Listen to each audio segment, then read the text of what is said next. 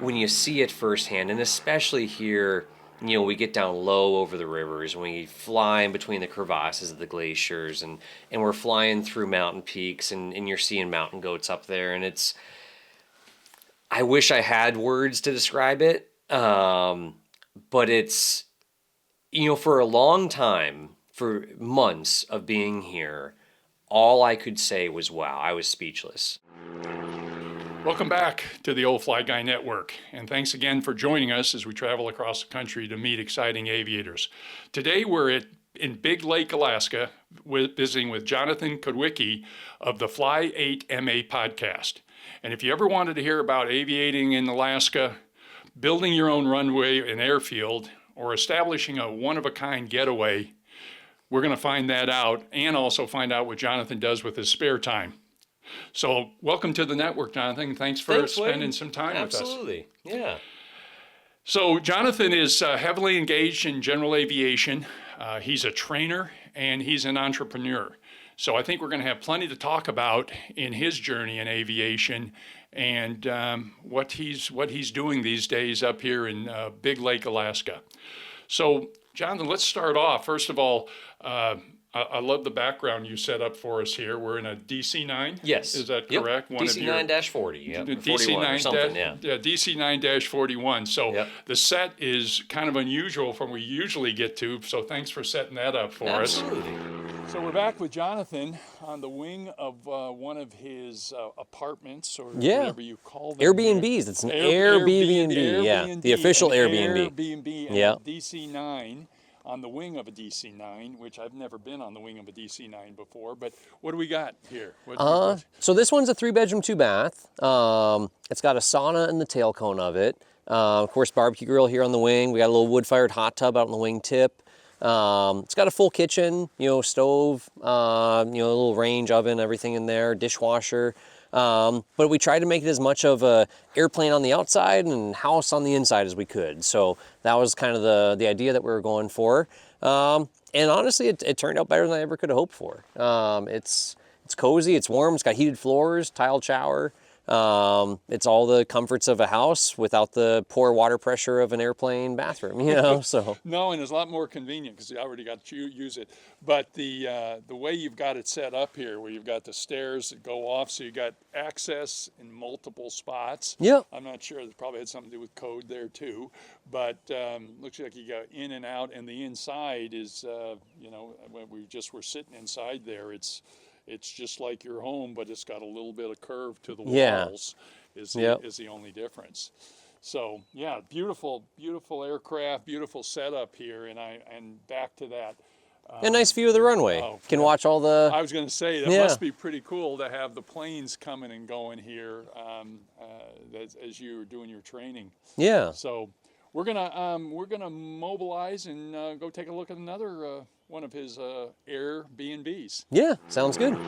So tell us maybe a little bit about your roots in Alaska and how you got here. I don't know if this is your home or how all this works. Yeah, so this is my home. Alaska's been home now for about going on 8 years. And I came up here about 8 years ago, was working for the airlines.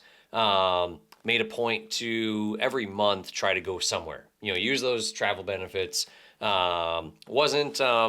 The airline stuff, it was, some fun flying, but just the lifestyle, the hotels, whatever, being away wasn't really my thing. I do enjoy traveling on my own time.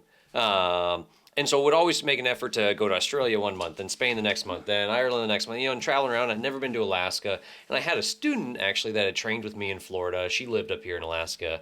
And, she said, hey, if you ever make it up, give me a call. I'll show you around. And so I texted her and said, hey, it's June, and I hear it's a good time to come to Alaska, and, I'm going to come up in a couple days. And she said, okay, cool, I'll show you around in my Cessna 170. And sadly, at the time, I didn't even know a whole lot about 170s. I'd flown a couple, but coming from Florida, they weren't anything special in Florida, but it's I got one now. The best airplane in the world for Alaska, and just about anywhere, really. But once you learn how to fly them. So she picked me up in Anchorage, flew me down to Seldovia, flew over the Tustamina Glacier. Had never seen a glacier in real life before.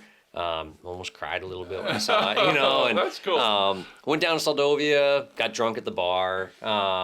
next morning, wake up, sober up, and fly out to Chinitna Bay and go land on the beach there. And, first time for me landing on a beach, landing, having an aircraft land on tundra tires on the sand and walk around. We see big, giant brown bears, 800-pound bears, munching on grass and clams. And then we fly to Talkeetna to go see Denali. And then, the next day, it was a short trip for me, fly to Anchorage, we do some hiking, and then it's time to go back to the airport, and I didn't want to go. So that was the end of the airline career. And that was 8 years ago, you said? Yeah, that was, about 7, 8 years ago. Well, actually, I guess, it's 7 years now. So, that was 2018, came up here.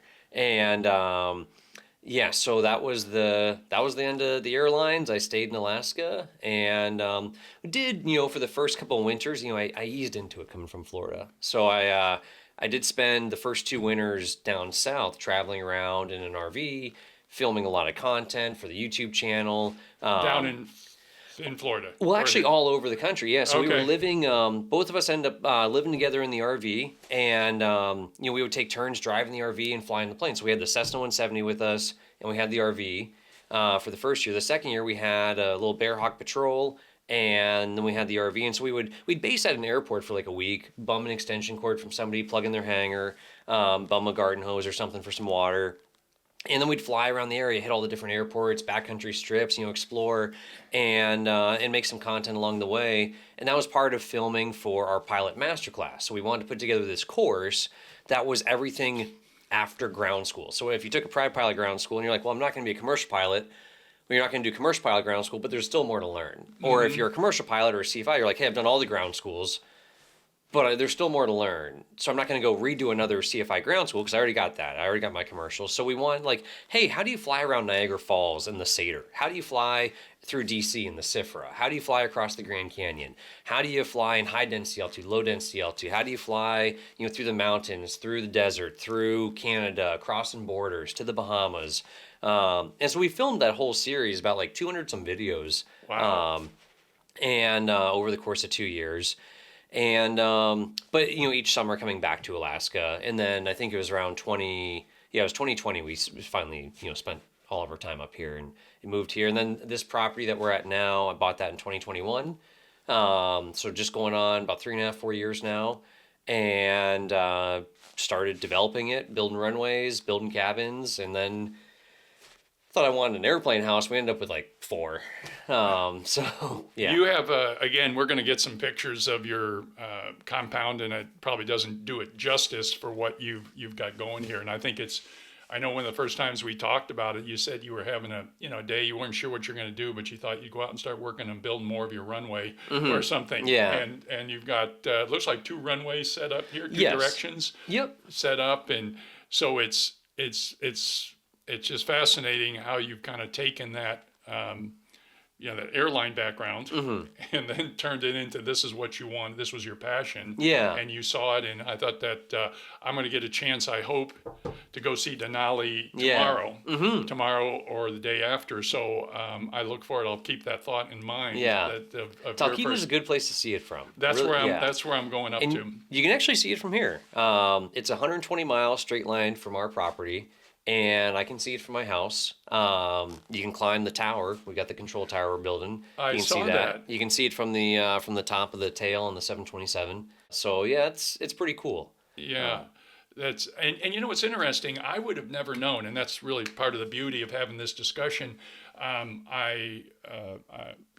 Anybody that's watched anything I've done or heard my mission was really about, helping get the backstory to what the front of what people see. Yeah. And most of the stuff I saw of yours was kind of Florida based. Yeah. I don't know if you've done a lot up here that maybe I haven't seen as much of, but it did seem like most of the stuff that I saw was, so in my head, when I heard you were in Alaska, I didn't connect the 2 dots. A lot of our stuff, a lot of our training material has been filmed down in the lower 48. And a lot of our students and customers that use our online ground school courses are in the lower 48. We have a lot of folks here in Alaska too, but a steep turn in Florida is the same as a steep turn in Alaska.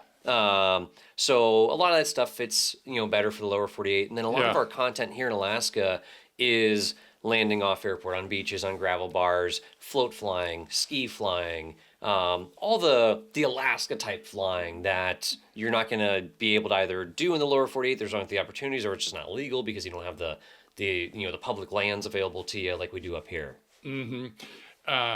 Yeah, so it's just, again, some really neat background on yourself personally that, the time you spent in Florida, and I would imagine a lot of people think that they kind of associate you to that, that warmer weather climate. I do enjoy flying in flip-flops. I mean, Okay. I've adapted to flying in rubber boots. Okay. My feet sweat a lot, so Yeah. I prefer the flip-flops. You feel very comfortable. I think about it, when I've seen you down in that neck of the woods.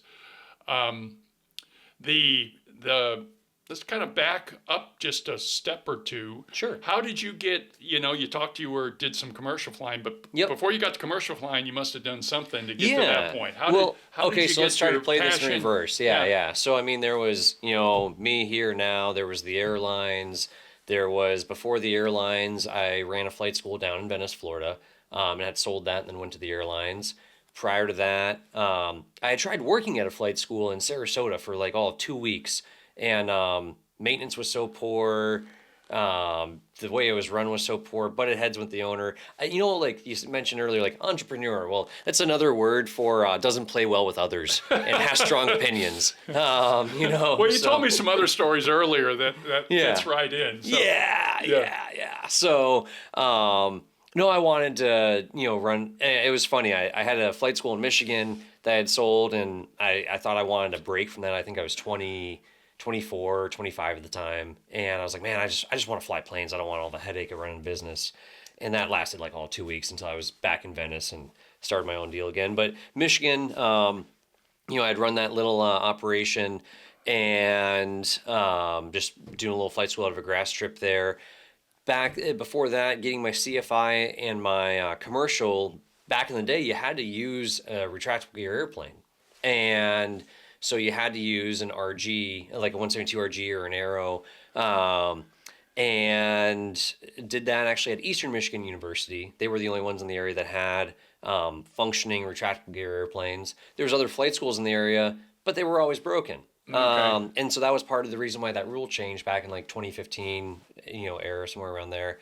But and then the instrument rating and the private actually came from University of Michigan Flyers in Ann Arbor Airport. So I was working for the university there, and yeah, pretty much it's harder to do this in reverse. It like doesn't make a lot of sense, but ended up in Michigan. I grew up in Florida, and then ended up in Michigan. Just had a good job opportunity there. I was 20 years old, and was able to go up there, get a decent wage, had free tuition at the university, had a 401k, healthcare, all that stuff at age 20, and sounds very established.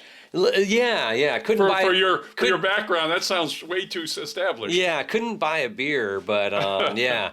Well, and that was a great job, but it was beyond easy, and I guess it was the same problem. Looking back on it with the airlines, great job, great pay, way too easy, really boring. Not enough crises, throughout the entire day, I remember being at the airlines just praying for bad weather so something interesting could happen. Here on this property, doing these airplane houses and building a runway yourself, like, I thought it was just driving a bulldozer back and forth a couple times, with the beer in your hand. And there's so much more to it, especially if you want to do it right. And there's a lot of problems that come with running a grader, a bulldozer, a bigger bulldozer, a dump truck, an excavator, all these different machines, a motor scraper, and, dealing with all the permitting, all this stuff.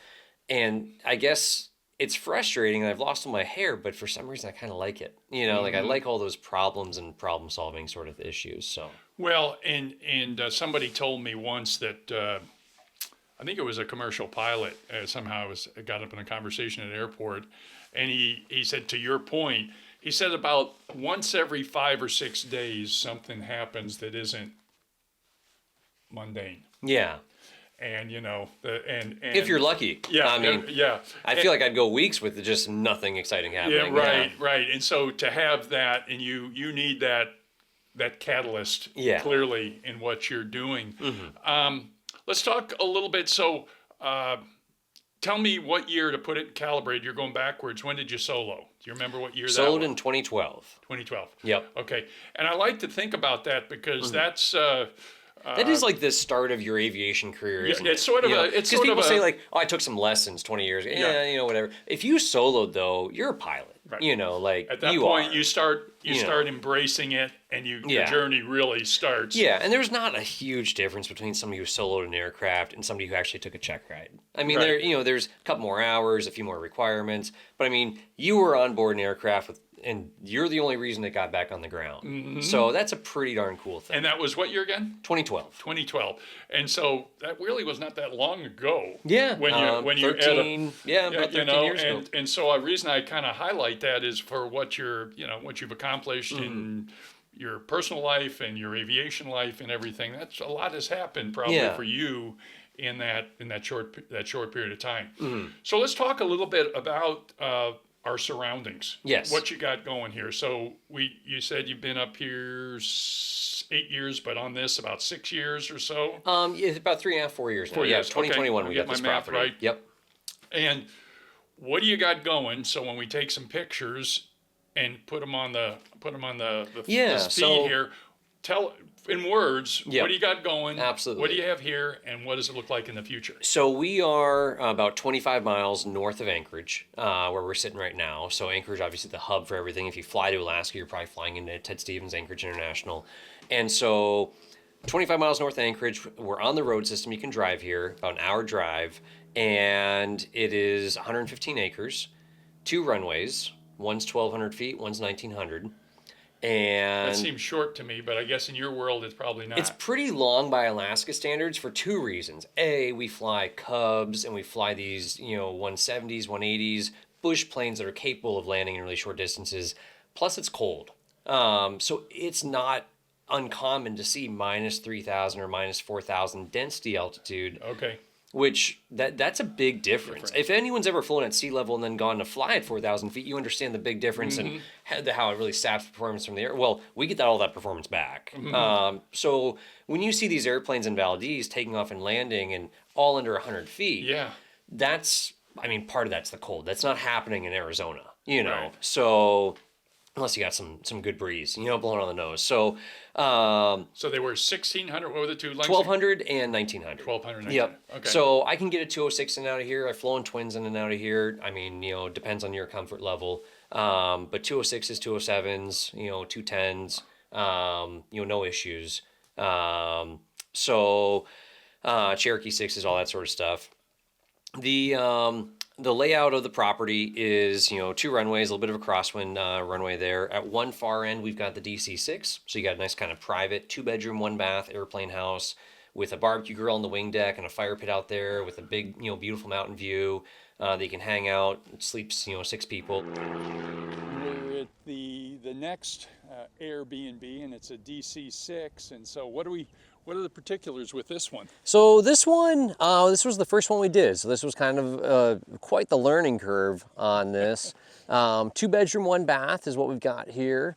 First class seating with a massage chair up in the front. There's also a Pac-Man game that's actually pretty cool up in the cockpit.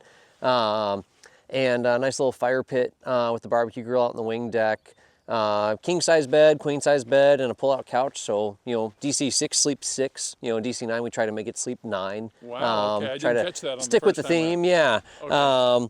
But no, this one it was really cool. Getting this thing reassembled, getting it here. We reassembled it and built it on the other end of the property because I hadn't built this runway yet, and so we had to reassemble the airplane without the wing tips, but the landing gears in the wing. So we had to get the wings back on it with the entire interior already finished, flooring and everything in there, and then tow it down the new runway into this final position.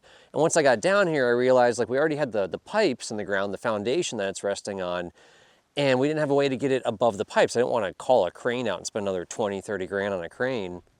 So we did the Egyptian way and just brought in some extra fill dirt. And so we rolled it up above the pipes. and then had two guys with shovels just digging on either. And I just stood there and looked at the tire and was like, okay, you know, a little more on the left, a little more on the right, and just slowly it wiggled itself down until it was resting on the pipes. Okay. And yeah, that was you know, the $500 solution to the $30,000 problem. So it's but it came out really cool. I mean, it's cool having this piece of history here because this aircraft, I mean, it flew in the Korean War.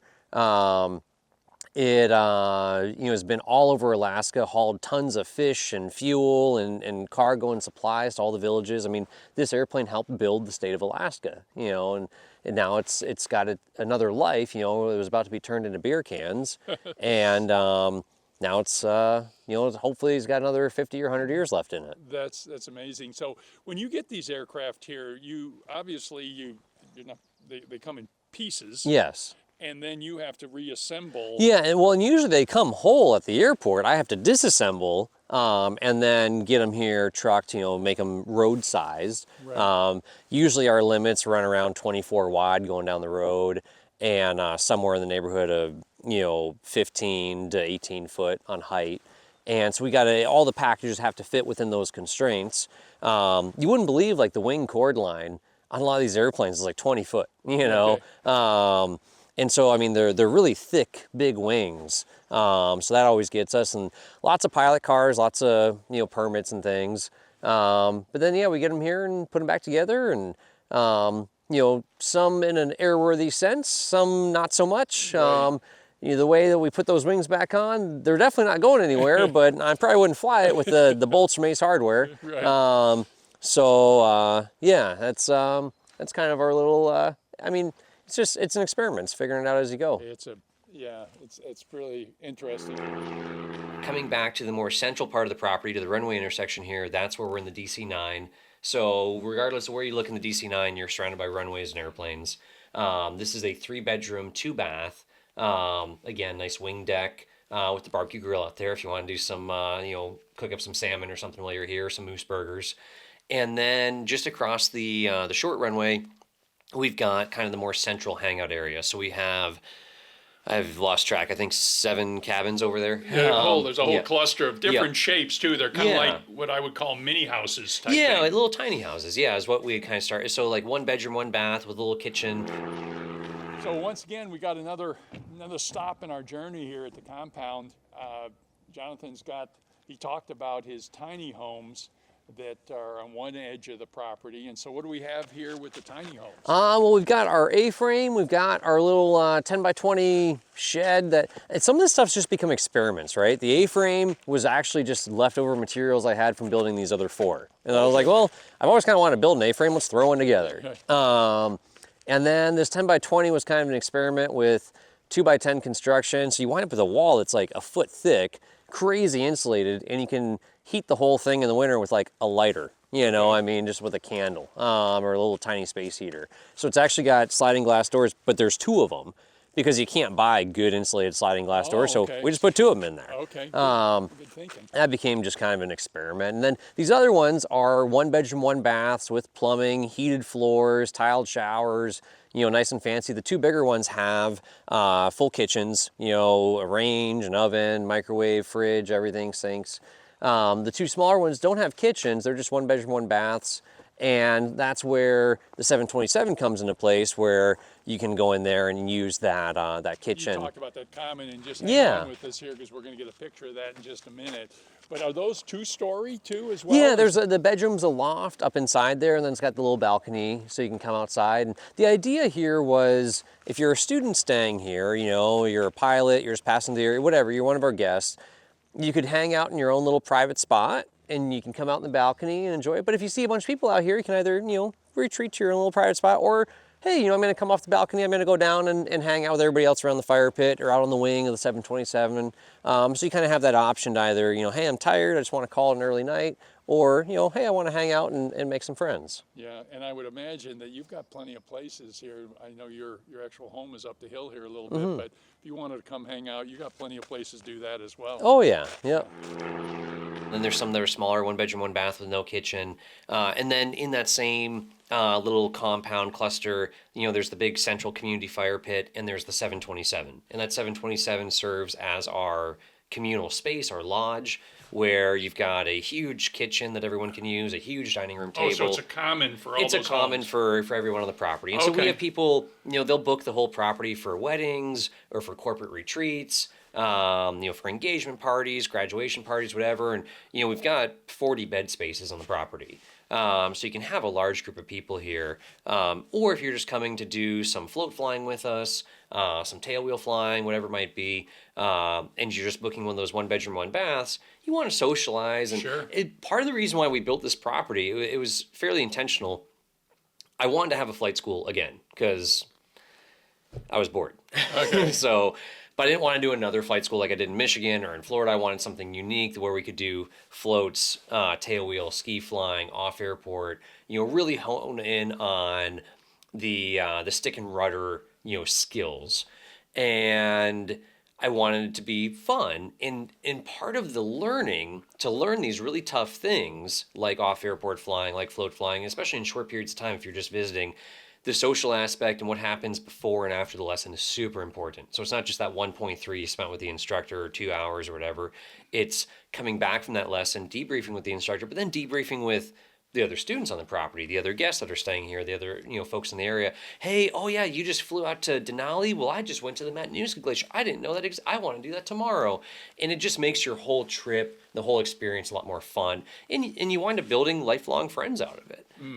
So I really wanted that social aspect. And so the design of the property was pretty intentional with, for folks that do want privacy and just, it's a family that wants, their own little space, or, 2-3 guys with some carbon cubs coming up from lower 48. They want to just tie down out of the way and be, have their own little, party. Cool that you can go to the DC-6.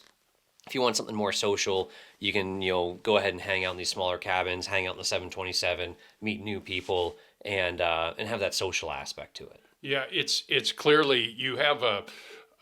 I just drove up from Anchorage this morning. Yes. And it's not that far. First of all, I got here in an hour and 20 minutes or Yeah. whatever it is, and so you have proximity to that. Yep. But boy, I got to tell you, when you It's get nice and quiet out here. you get Yeah. you get with what I would say 10 miles of here. 15 is the last the gas station I passed. Yeah. And you have isolation. Yeah. I mean, you got your own place out here. I would Yep. imagine gets the star views at night and Northern Lights. maybe the wildlife that you Oh yeah, we might have moose on the property. Yep. There's usually moose poop splatter on the bottom of the wing from people rolling through it on landing. Okay.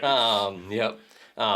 Yeah. There's some cool wildlife around here for sure, and we're pretty close to being able to fly out and go see bears and walruses and whales and everything else as well. You were, just to expand a little bit, are you talking about your flight school? Mm-hmm. And how does your plans for what do you have going flight school wise, and how does that fit into your Fly 8 MA operation? Because that's kind of the business side of it, isn't Sure, it? yeah, no, absolutely. So we have, tens of thousands of people that use our online ground school courses to pass their written exam, pass their check ride, pass their Right. oral, get ready for flight training, all that sort of stuff. And of course, we have the ski flying course online, we have the float flying course online, we have the tailwheel flying course online. But if you actually want a good place to come and get those endorsements and get those ratings, well, we want to be able to offer that. And so, and we wanted to offer it, like I said, in kind of a unique way. More, it's not just your tailwheel endorsement that you're coming here to get. You're coming here to make friends with other people who are interested in tailwheel flying, Right. or float flying, or ski flying in the winter.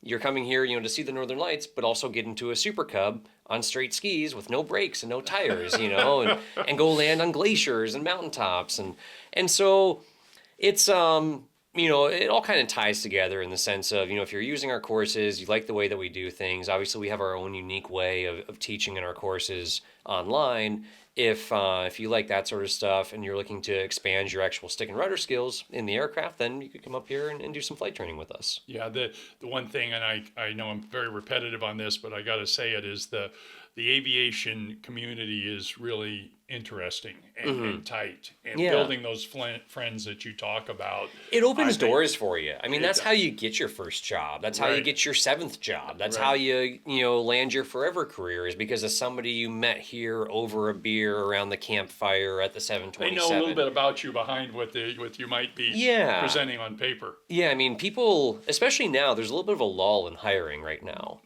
At the majors, which means there's a lull at the regionals, which means flight schools aren't hiring quite as much because the CFIs aren't flowing through. And so there's all these low time guys kind of looking for jobs, and it's like, hey man, like getting your resume out there is a good thing, but you got to go knock on doors. You got to show your face. You got to just they call asking for a job. I'm like, where are you right now? Well, I'm at home. Well, you should be at the airport in case somebody walks in, and you can and then when they walk in, go walk up to them and shake their hand, introduce yourself, and they might be annoyed, because they don't want to meet you anyways, and that's fine. They're not going to give you a job, so move on to the next person, Right, you know? right, yeah. Like Push through. just keep pushing through. That's all you can do, and if you don't, you'll get nothing. Right.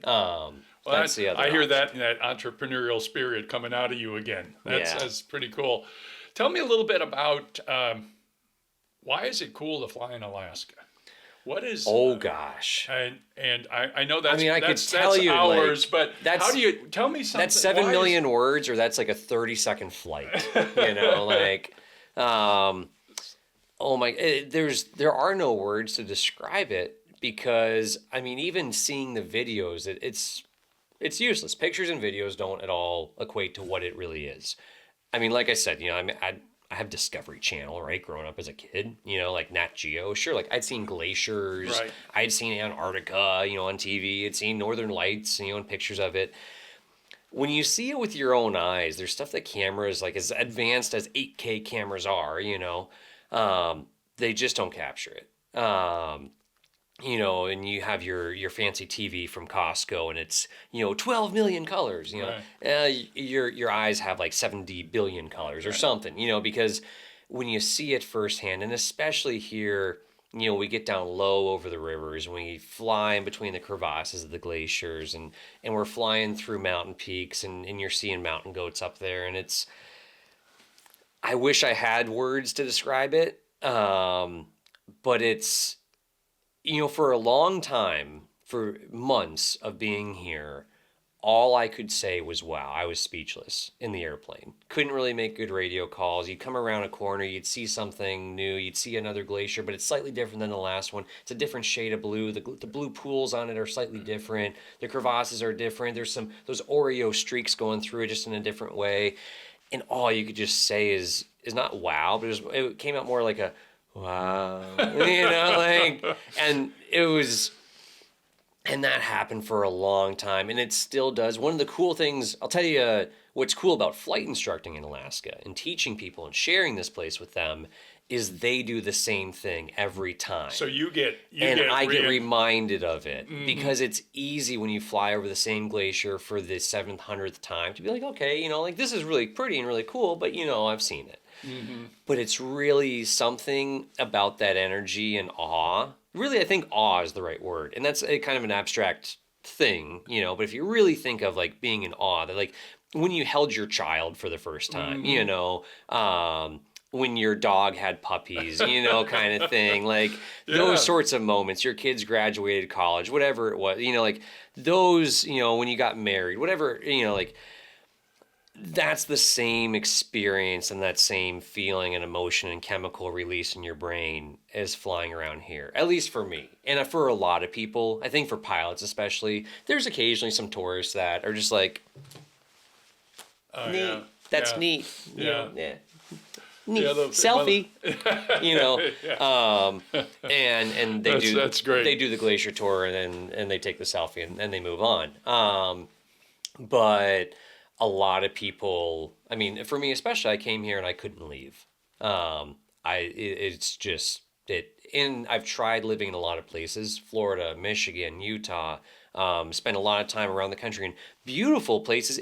Even in Arkansas, there's beauty. Right. There's beauty in California, in Eastern California, in Western California, and in Yosemite, and in Yellowstone, and in the Northeast, and in Maine in the fall, and Alaska just feels like home.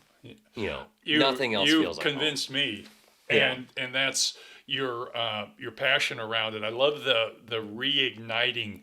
Because we all do. We see the same thing, Yeah. and you don't realize how beautiful you have it here. I was telling somebody I was on the phone with, and I on Sunday I did some traveling around, and I had that same experience you were talking about, but at ground level. Yeah. I'd come around one corner and say, "Look at that!" And you can do that And even then- at ground level here. Right. I mean, if you drive from here to Valdez, it's a spectacular drive. There's drives in Alaskan. I bought a new little Ford truck 2 years ago. There's 2,200 miles on it. I don't drive a lot. I do a lot of flying. But there really is some beautiful drives that you can miss out on, because to see it from the ground's also. Now what's cool is we do a little bit of low flying here, so we do kind of. It's almost the same thing. It's a little faster, and you got to pay attention. But we see a lot of stuff from 50 feet too. So yeah. Well, I just would come around the corner, and I would have to. I couldn't make any distance because I'd come around the corner, had to pull off, take a picture. Yeah.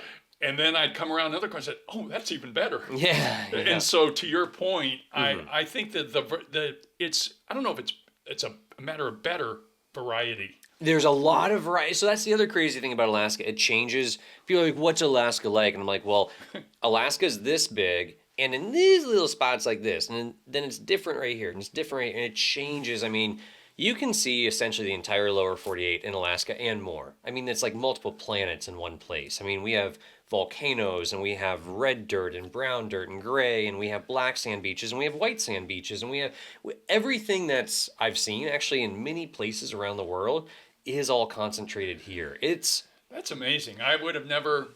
I don't know that I would have characterized because not been around. But it's a pretty unforgiving, can be kind of like a little bit of a violent place, in the sense of the volcanoes. There's a lot of minerals coming up from the ground. Okay.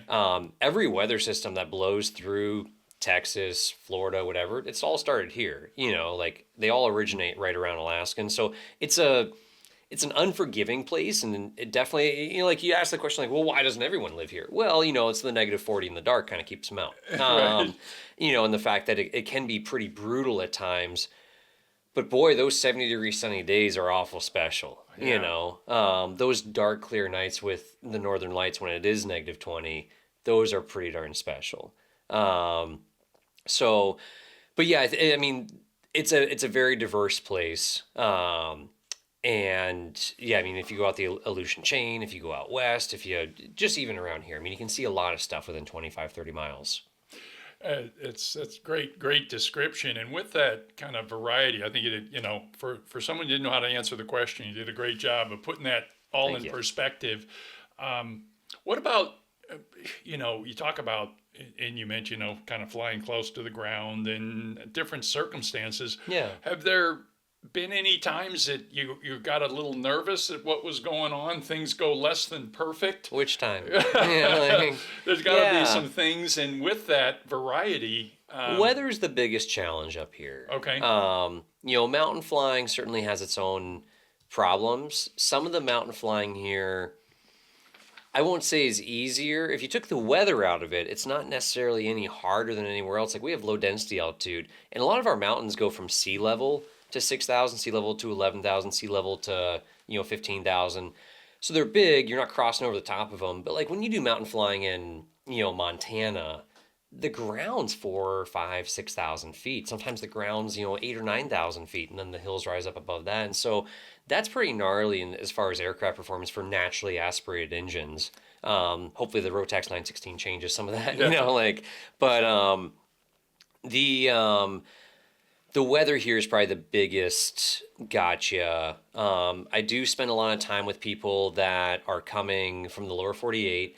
They have an airplane, they're competent in it. It's a 206, a 180, a 172, a Cherokee, a whatever, a Cirrus, and they're going to fly to Alaska, and they want to just do a couple hours of ground with me over the phone, via Zoom, whatever, look at some, flight planning together before they, embark on this trip. And one of the biggest surprises, I think, for them is you're not flying in the clouds here, even in July and August. Because they're like, oh, well, freezing level, July, August, that's got to be, 6,000, 8,000 feet, right? No, it can be at the surface. Not always. I mean, we also get 70, 75-degree days. I noticed that this morning flying up, the clouds Freezing level were, was at the surface today. Yeah, we're at 1,000 feet. And it's May. Now, it was also 65 degrees and sunny 2 days ago. But people say, like, what's the weather in June? Somewhere between 30 and 80, and somewhere between, moderate rain to clear and sunny. And that could change within 15 minutes. Mm-hmm. So I noticed Sunday was a really a nice day around here. Yeah. Well, down by Anchorage anyway. Yep. And yesterday was not so much. Yeah. Was not as nice, but I got a chance to go to Lake Hood, Yes. the seaplane base, Mm-hmm. and that's oh man, I never saw so many stacks of floats ready to go on planes. That is, busiest seaplane base in the world. The most airplanes, I think, the most GA airplanes I've ever seen anywhere outside of like Sun Fun and Oshkosh. Right. Are all stacked up right there around Lake Hood and, around the lake, and then also in the tie downs around the lake. They said, somebody told me there was 1,300 seaplanes based there. Yes. Yeah. And then not in addition to the land based Yep. outside of that.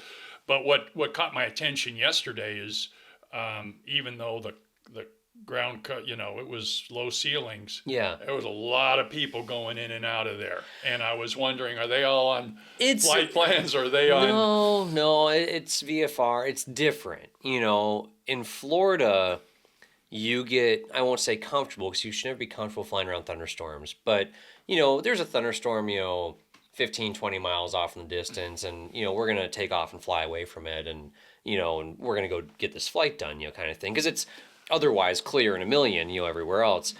And it's funny, you lose proficiency because I go back to Florida and I see a thunderstorm 50 miles away and I'm like, I saw lightning.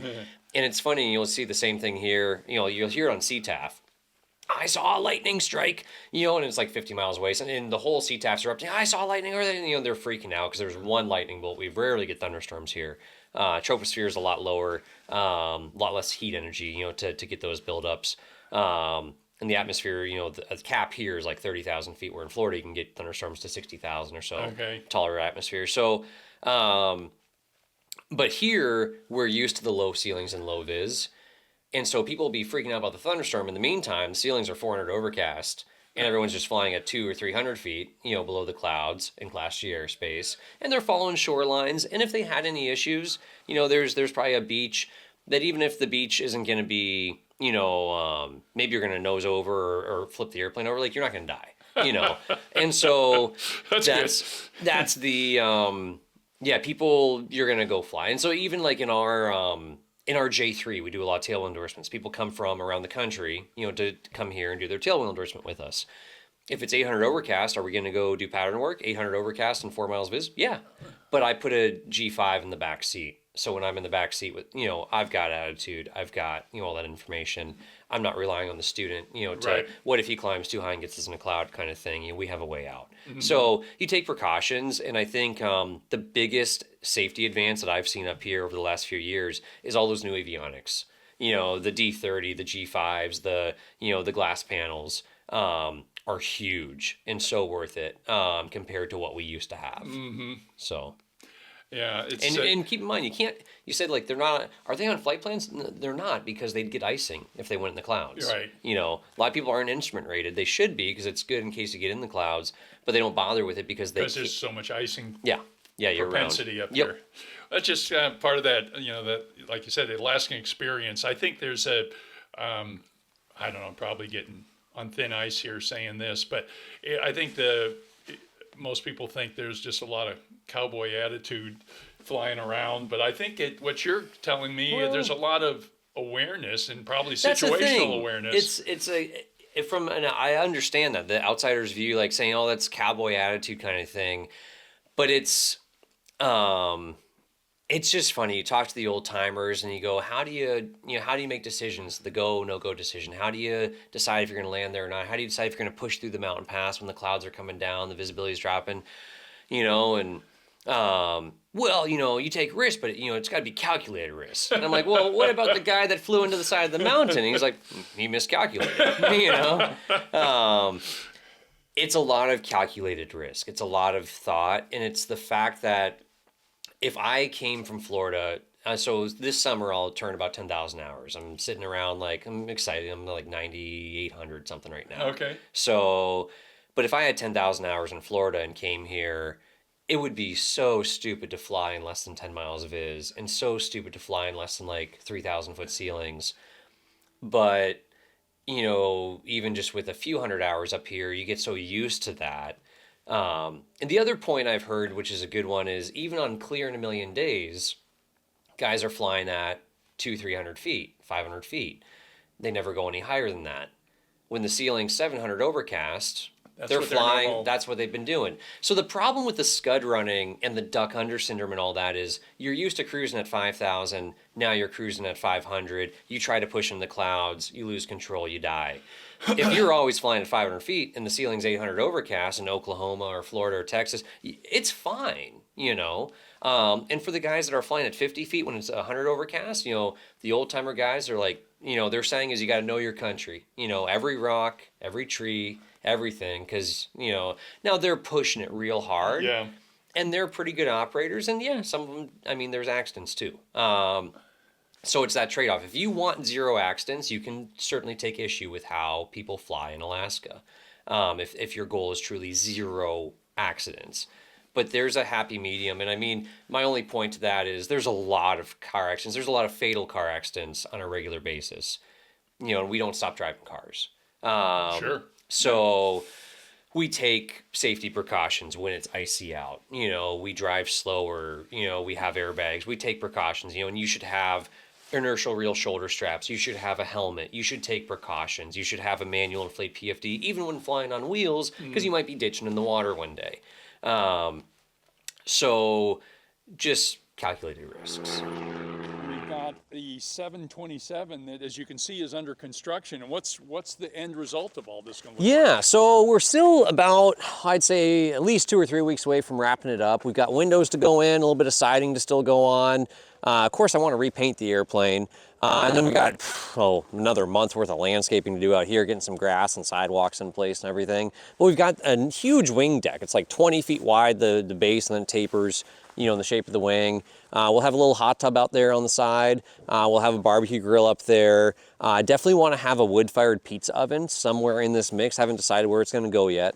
Definitely want to have that so everyone can come out here, make pizzas together, and just kind of socialize and tell flying stories. We'll have a big public use kitchen inside there, so you can cook meals together. Nice, 15, 16 foot long dining room table to seat everyone, tell them about your day. A galley of sorts. Oh yeah, and then big U-shaped, sofa hanging out there right by where those big bay windows are going to be, where the cargo doors open. So we have those floor-to-ceiling windows, and then a nice fire pit actually inside the airplane, made out of a tire from the 727. So we call that the gas fire. Yeah, propane. That's a tire fire. Right. So you have a tire fire to keep you warm. Dumpster fire. Yep, tire fire. Okay. And then the cockpit, of course, left that untouched. So we'll probably throw a flight simulator up in there towards the front of the airplane. We have a nice little FAA-approved BATD that people can log flight time on, get instrument current, all that. Wow, so it's not only a game, it's logging real time. Yeah, actually log some flight time out of it, and or sim time rather. And then we got our tower. And at the top of the tower, that's going to be our control tower. It's going to be about, it turns out, so in doing all these projects, you make a lot of friends. You make a couple not friends.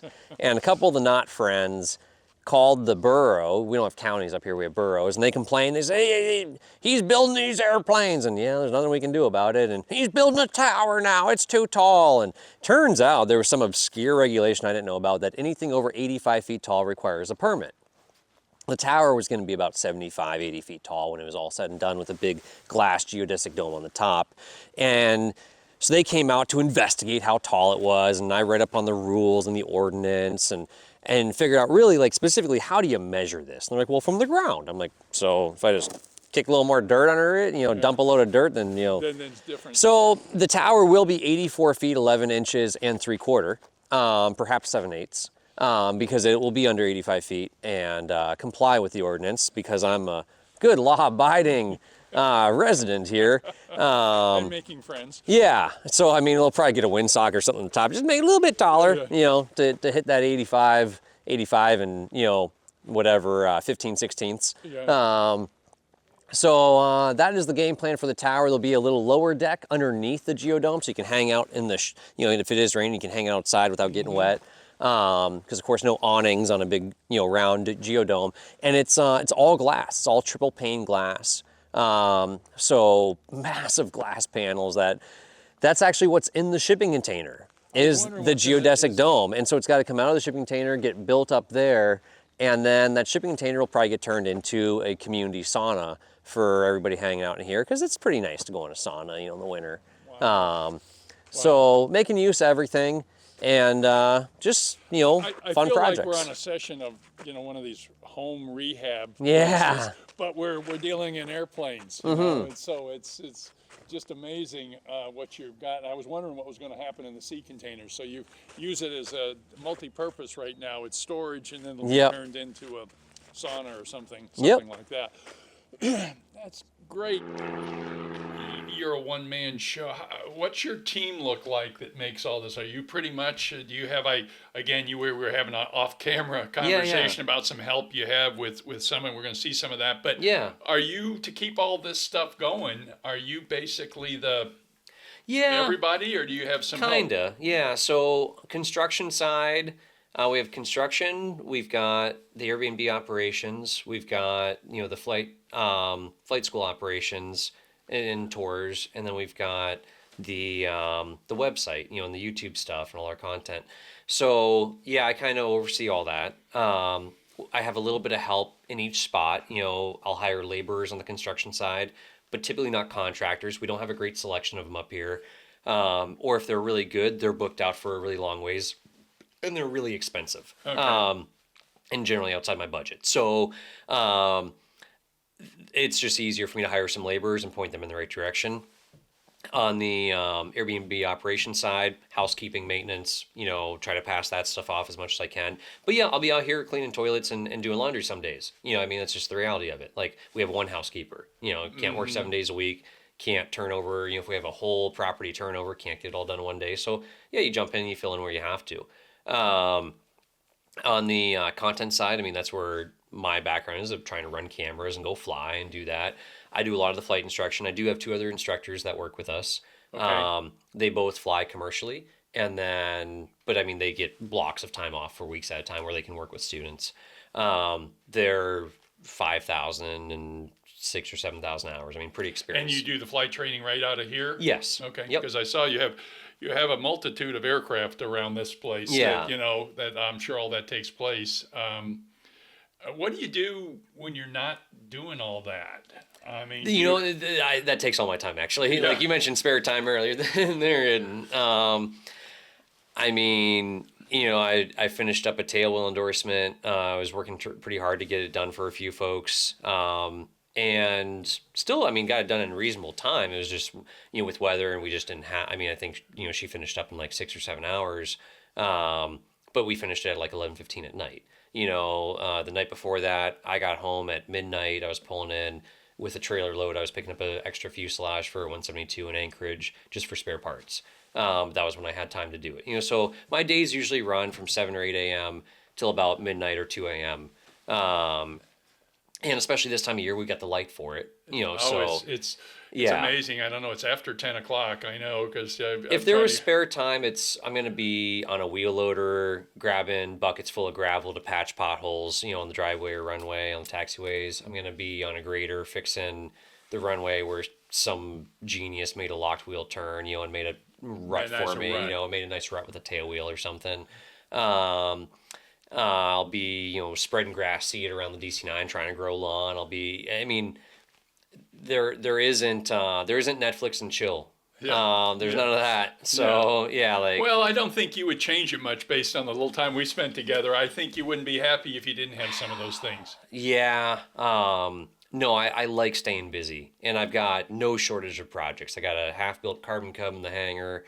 I've got airplanes I've got to refabric. I've got avionics. I got to do panels in some of my airplanes that I've built up the panel on the bench. Now I got to go install it on the aircraft. Just finished the panel in my 170. Doing a full, Dynon Skyview HDX, whole panel rebuild on it. Got more airplanes. I got the C-119 I want to turn into a motorhome. We're at the C-119, I think we call it boxcar. Yep, the flying boxcar. Yep, doesn't Right fly now, anymore. It doesn't look like Yeah. it's flying, but what's the vision? The vision for this one, I would really like to, if at all possible, turn this thing into a motorhome. So I want to drive it down the highway, and yeah, I mean, we did a trip. We talked about it briefly. We lived in the RV, and we went around to different airports. We visited a lot of flight schools along the way, a lot of people who are using our online courses and our YouTube videos, and it was so cool meeting all these folks in flight training that they're like, hey, your videos helped me get through my private, or your online course helped me pass my commercial, or whatever. And it's fun doing that stuff and getting out there and actually talking to your customers, talking to the people that are using your product and your online courses. And I'd love to do more of that. But again, it's just like, hey, I wanted to have another flight school. I didn't want to have a normal flight school. Well, I'd love to travel around the country again and go visit all these different airports in California and Texas and Florida and go to Sun Fun and Oshkosh. But why do it in an RV when you could do it in a C-119? So I've got to figure out how to get this thing, basically get a motorhome, lift the body off of it, keep the engine and transmission and the chassis, get it underneath this thing, mount it all up, hook up the yoke to the steering, hook up the throttles. And there's some questions there too, like that cruise control with the throttle, and then I guess rudder pedals for brakes, or is it right pedal for gas and left pedal for brake? Like you gotta think about these really tough questions. Right. Or do we steer with our feet? Do we steer with I think steering with the yoke makes the most sense. But yeah, we'll set this up as a nice little party rig and go drive around some. More of that entrepreneurial spirit. I think you must wake up in the middle of the night and say, what am I going to do? it would be fun. We have a lot of flight schools that they exclusively use Flight Mike Alpha for their online courses, for all their ground school, for all their students. And it would be so fun to visit those flight schools that have been using us in California and Texas and Tennessee and where all over the country. And all these students have gone through all of our courses. It'd be so fun to go there and throw a little party on the ramp for their students. Because again, going back to that social aspect that we're trying to create here, that social aspect in flight schools can be lacking sometimes. Students show up, they brief, they fly, they debrief, they go home, and they don't really make those connections with other people in the aviation community. And I want to make sure that we're, being a facilitator for that. And I think that this tool could be a great facilitator for that. What a great concept, because I think it will draw a lot of attention and probably a lot of good attention. Yeah. At the end of the day. As long as we don't get stuck underneath the bridge with it or something, that'd be bad attention. Yeah. Wedged under there. Yeah. I'm sure the logistics, knowing you, I think you'll be way out ahead of that. Thank you for the tour. Yes. Again, we tried to show you bits and pieces. It's big, it's bold, it's Alaska. There's a lot of it here. But it gives you a feel for what Jonathan has been working on, not only currently, but what's in the future. And I can only imagine if we're fortunate enough to be back here another 5 years or 10 years, what this will all look like in your vision. So thanks for showing us around. Yes, thank you for stopping bringing by. the sun out too. Yeah, absolutely. We've got a beautiful day after we started off with a little bit of weather this morning. So once again, thanks for watching it here. We're going to have some contact information, and hope you liked the tour of Jonathan's compound. I got plenty of projects. Yeah. What would you, because I know, again, kind of the foundation of why we had a chance to talk today is because I really followed a lot of your work, which I do appreciate. And I want to say thank you not only myself, but everyone else out there that's learned, I am sure, a multitude of things from your help, and a number of people like you. And that's really the foundation of what I wanted to hear this story today. But what's your advice to someone who wants to get into aviation? How do you, any words of wisdom? Well, I mean, the first thing I always ask somebody is, what do you want to do? You want to be a pilot? What kind of pilot? You want to fly bush planes? You want to be a commercial pilot? The first step is private pilot. And I kind of got sick of spending the hour with somebody explaining to them how to become a private pilot. Okay, it's 40 hours, but sometimes more, oftentimes more. And then there's a written test, but what's on the written, and there's a medical. And so we put together this little 80-page booklet of answered all those questions, all the do's and don'ts of getting your license, all the different routes. Like, but bottom line is like private pilot is the first step. You know, like whether you're going to be an airline pilot, or even if you're going to try to go in the Air Force or Air Guard, or you're just going to fly for fun, like private pilot's the very first step. You want to fly jets, private pilot in a 172 all starts there. Yeah, all starts there. So really, you just got to start studying. And my advice is always study your butt off, complete a ground school, complete the written exam, have that done before you ever get into an aircraft. You know, if you want to go do a discovery flight to make sure you don't get motion sick and it's actually something that's up your alley before you put all that effort in, sure. But usually I see people wash out of the ground school where they're just like, oh, you know, too much math or too much studying, you know, I just want to fly. And it's like, well, if you just want to fly, like, you know, go get a paraglider and ultralight kind of thing. Right. But if you want to actually do the, you know, the pilot certificate, the pilot license route. Right. And continue. Yeah, then, you know, you got to be able to stomach a book for a few hundred pages, or essentially like, you know, we've taken the 400-page book and we make it a course, you know, it's all video based on our website, you know, so it's easier. But if you can't stomach videos, man, and, you know, and watch, you know, 8 minutes at a time, and then it probably just isn't your thing. The other thing too, as far as people say, well, I just don't have, you know, 20 grand in my pocket to go do that, you know, and anymore it is 10, 15, 20 grand easy. I mean, some people are spending 30, you know, they want to go get a license in a Cirrus. You know, it's easy to do that. So, you hang around the airport, you know, put the time in. You can get a license for free. But it's time or money, whichever one and if you got neither, That's tough. it's gonna be a tough life, you know. It's gonna be a really tough life, man.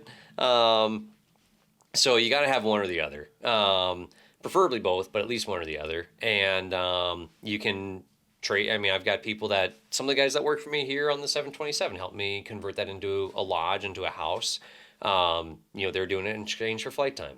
Yeah. And so That's a nice trade-off for yeah. both of you. Yeah, they're getting free ground school, free flight time, you know, and you know, it's taking a $20,000 license down to it'll cost them a couple $1,000 in a check ride and a medical and a written test and whatever, you know. Right. So that's you know, those opportunities exist.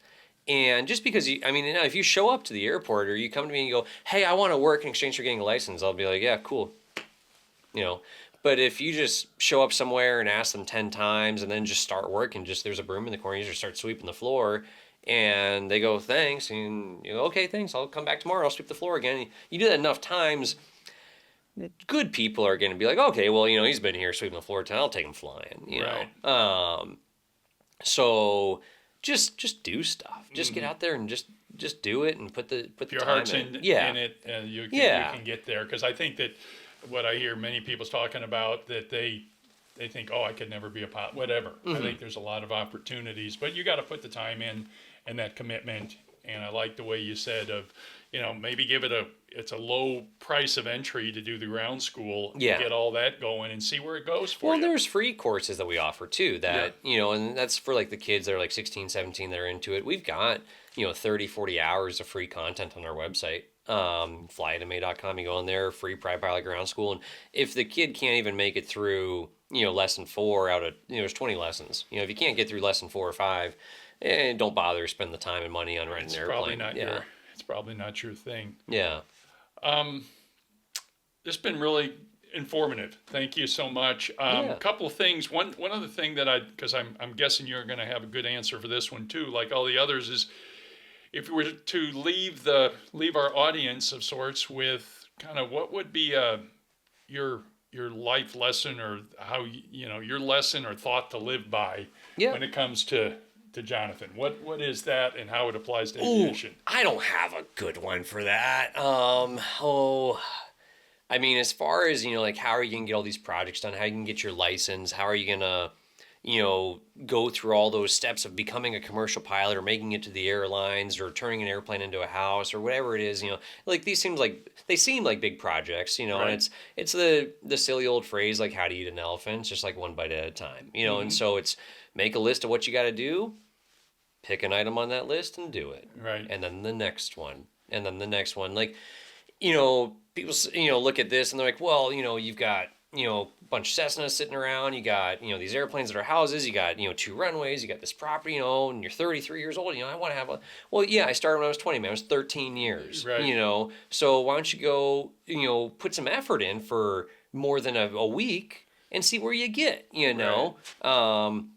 When I think about it at any given time, I never feel like I had a super productive day. I never feel like I had a super productive week. There's always more that I could have been doing. Mm-hmm. But over time, all in all, yeah, we've gotten a good You, bit done. you eat a lot of that elephant, even though you probably don't see it every day Yeah, or it every doesn't week. say, that's the thing is it doesn't seem like the elephant's getting any smaller, but all of a sudden a few years go by and you look back and you go, okay, there's only 3/4 of an elephant to go. Okay, it's Right. only halfway to go. And, so that's what I would say is just make sure, you got a few minutes, just stand up and go do something. I mean, even if it's just taking out the garbage or doing the dishes in the sink, just find a task and do Keep it going. Look for the next task and do it.